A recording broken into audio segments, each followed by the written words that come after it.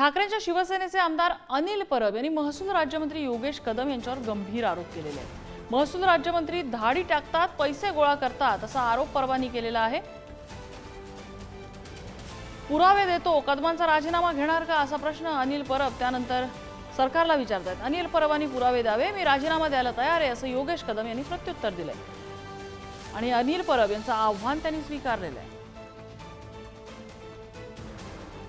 लोकसेवक म्हणून कारवाई करता तर आमदार मंत्री हा देखील लोकसेवक आहे आणि जर ह्या सिंडिकेटमध्ये ते असतील तर त्यांना देखील तुम्ही निलंबित करणार का किंवा त्यांचा राजीनामा घेणार का? माझा ह्या निमित्ताने मुख्यमंत्र्यांना प्रश्न आहे की मुख्यमंत्र्यांनी उद्या सभागृहात यावं आणि जर मी दिलेले पुरावे त्यांना मान्य झाले तर त्यांनी महसूल राज्यमंत्र्यांचा राजीनामा मी घेईन हे देखील सांगितलं पाहिजे।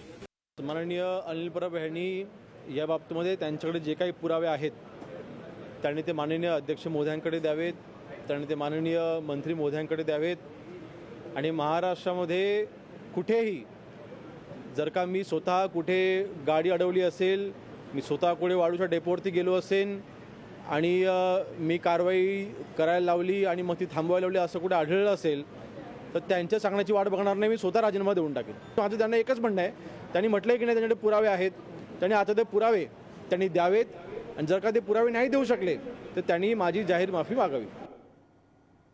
आणि पद्मेश पवार आमचे प्रतिनिधी आपल्या सोबत आहेत। पद्मेश, हे नेमकं प्रकरण काय आहे? म्हणजे अधिवेशन सुरू झालंय आणि आता शह काटशहाचं राजकारण दिसायला लागलंय।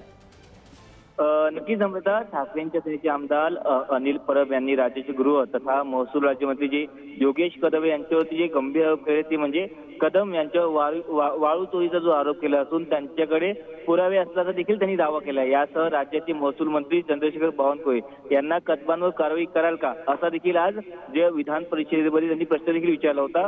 विधानसभेच्या पावसाळी अधिवेशनाचा सध्या दुसरा दिवस आहे। यावेळी विधान परिषदेमध्ये बोलताना अनिल परब यांनी हे जे आरोप केले ते म्हणजे चंद्रशेखर बावनकुळे यांच्याकडे देखील पोलीस निलंबित करण्याचे अधिकार आहेत। कुठल्याही लोकसेवेने गुन्हा केल्यास त्याच्यावर कारवाई करता येते। आमदार मंत्री हे जे सगळे आहेत त्यावरती कारवाई तुम्ही कराल का असं देखील त्यांनी प्रश्न देखील बावनकुळेंना देखील विचारला होता की तुम्ही यांच्यावरती लवकरात लवकर कारवाई केली पाहिजे।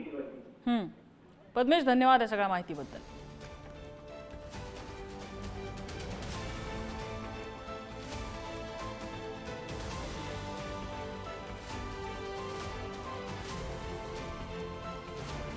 Thank you.